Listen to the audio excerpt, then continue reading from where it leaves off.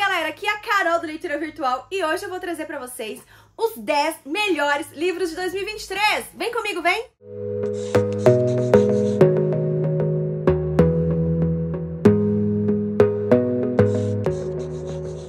É isso mesmo, pessoal, chegou o último vídeo do ano. E como já é tradição nesse canal, o último vídeo eu trago os melhores livros que eu li no ano que passou.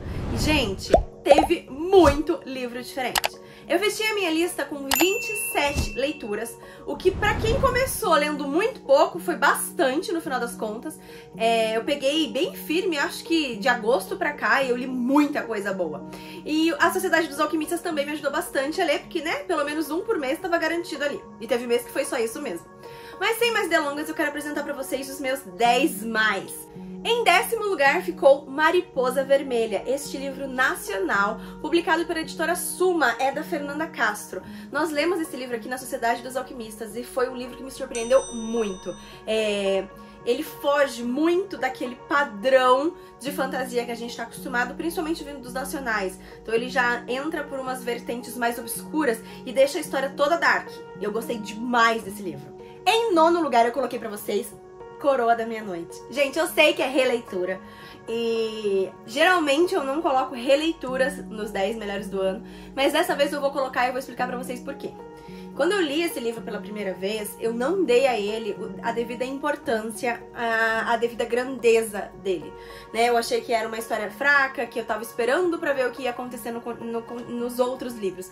Mas na releitura, eu pude perceber que eu deixei passar muito, que tinha muitos detalhes e muita parte de construção ali que tornava aquele livro todo especial. Então ele subiu muito no meu conceito e por isso ele merece esse 9º lugar. Em 8º lugar, Unicelular. É um livro também nacional e ele também foi lido na Sociedade dos Alquimistas e foi um livro que me surpreendeu muito. Vocês vão ouvir que os livros me surpreenderam muito, né, nesse vídeo, porque sempre é assim. Esse livro, ele é uma ficção científica e ele se passa, né, parte em Fernando de Noronha, parte numa ilha no Espírito Santo, mas ele mistura muito, né, a inteligência brasileira com os cientistas do mundo todo e toda uma construção de um mistério envolvendo a fauna e a flora brasileira e foi muito legal. Foi uma pegada assim meio policial também, sabe? Foi um livro que me surpreendeu muito, porque eu não tava esperando esse tipo de temática de um livro nacional. Então ele saiu totalmente da zona de conforto e ele me surpreendeu de novo, né? Começar a dar check toda vez que eu falo surpreender. Ele de fato me surpreendeu e me pegou num lugar muito bom. E eu lembro que a nossa discussão de leitura foi incrível, porque muitas pessoas também sentiram isso que eu senti. Então ele mereceu esse 8º lugar. Em 7º lugar, outro livro da Sociedade dos Alquimistas, O Fim da Eternidade. Foi o primeiro livro que a gente leu esse ano. Gente, esse livro foi o primeiro livro que eu li, o primeiro e único, por enquanto, do Isaac Asimov, né? Que é um mestre da ficção científica, né? E, gente, esse livro, eu não tava esperando que ele fosse navegar por aquele caminho. E por mais que no começo o livro tenha sido mais devagar, com uma construção mais lenta do que eu tô acostumada, da metade pro final, a construção, né, pro caminho que ele nos levou foi tão surpreendente e foi tão único e inovador, mesmo tendo sido escrito há tanto tempo atrás, que, assim, ele conquistou demais o meu tempo, né? Eu não conseguia parar de ler, eu não conseguia encerrar um capítulo e não continuar. E toda essa parte de surpreender mesmo, né? De trazer elementos que a gente não tá esperando pra uma história e aquilo compor tão bem, aquilo casar tão bem, foi o que tornou essa história realmente incrível. Em 6º lugar, Cantiga dos Pássaros e das Serpentes. Sim, eu demorei pra caramba pra ler esse livro. Quando ele foi lançado, houve uma crítica muito grande, principalmente à escolha do protagonista, e aquilo me desanimou um pouco. Só que com, né, o lançamento do filme, eu não podia assistir sem ler antes, porque Jogos Vorazes é uma história que me toca muito. E aí, o que a gente fez esse ano? A gente leu toda a série, né, toda a trilogia Jogos Vorazes e emendou com Cantiga dos Pássaros e das Serpentes um pouquinho antes do lançamento do filme. Foi, assim, incrível.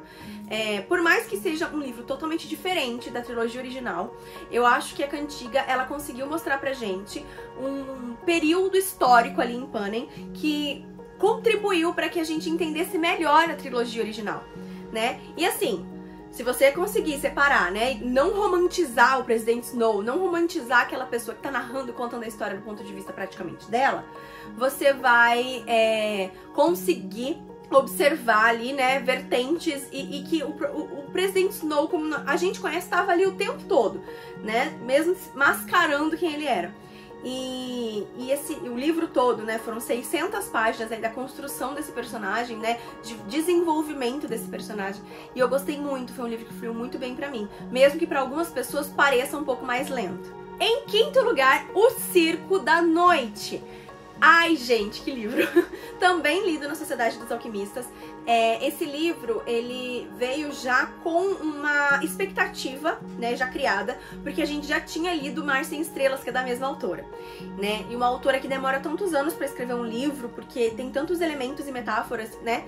E Mar Sem Estrelas foi tão complicado de ler, foi tão desafiador, que eu achei que o circo fosse ser também, e de fato foi, mas de uma outra forma.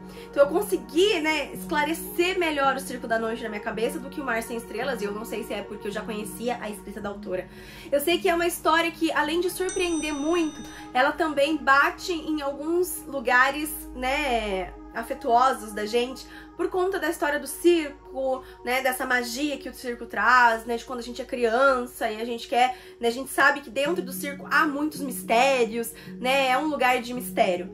E aí o plot dos personagens inseridos nesse cenário, nesse contexto, tornou a história maravilhosa.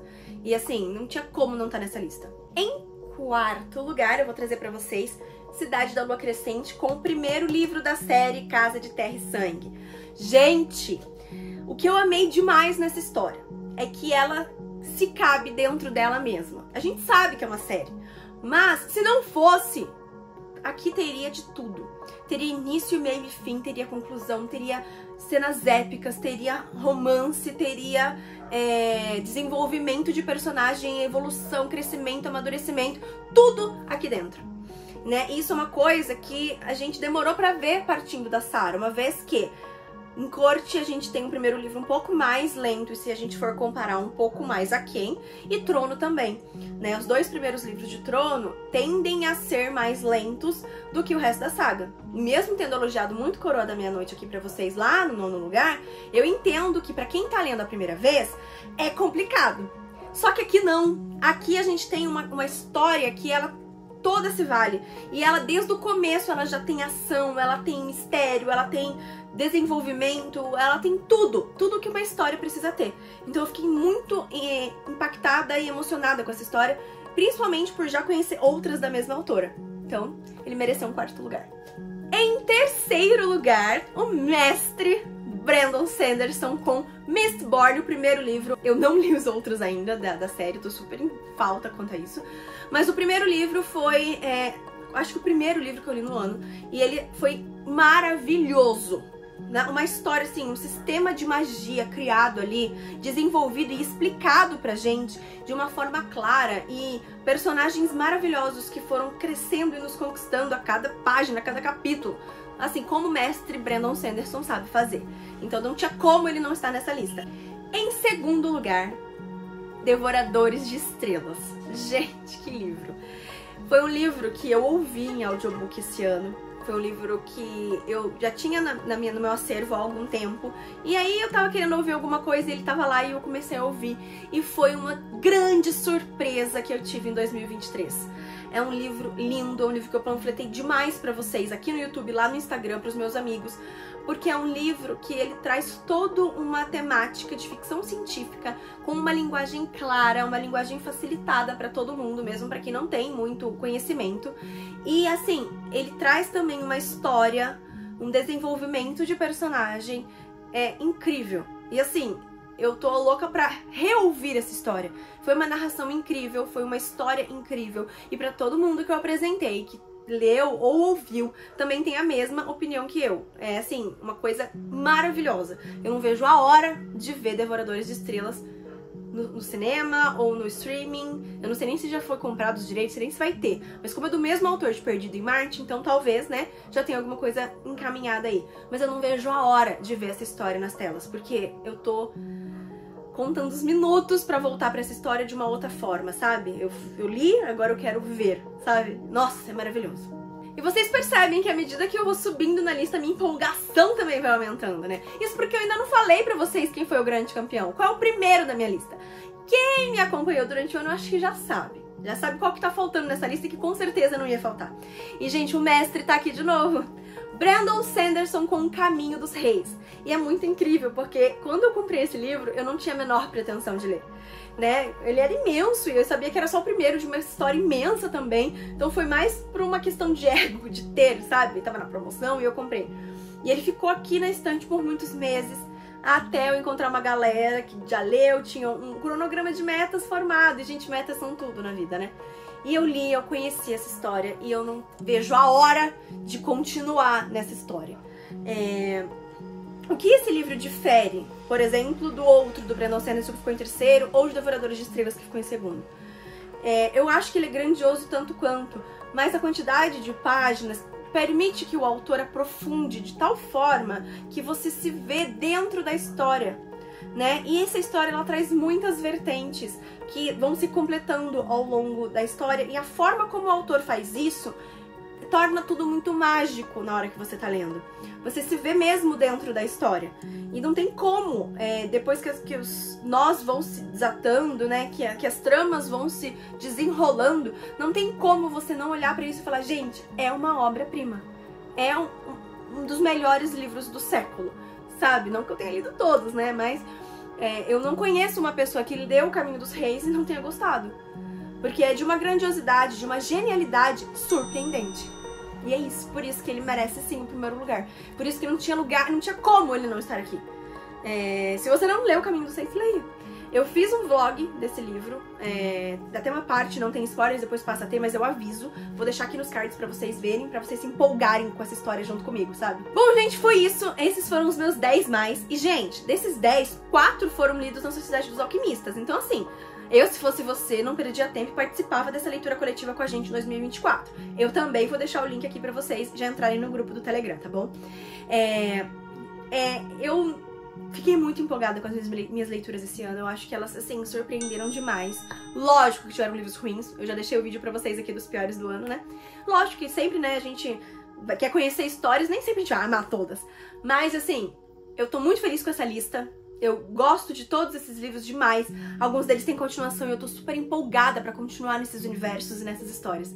E 2024 é isso, né, gente? É reconectar com as histórias que a gente ama e esperá-las chegarem pra gente. E quando elas chegarem, a gente se mergulhar dentro delas. E é isso, gente. Eu espero que vocês tenham um ano de 2024 maravilhoso. Obrigada por terem me acompanhado mais esse ano. Um feliz ano novo pra você e pra sua família. E não esquece de voltar aqui no próximo vídeo e no próximo ano, tá bom? Beijo! Tchau, tchau!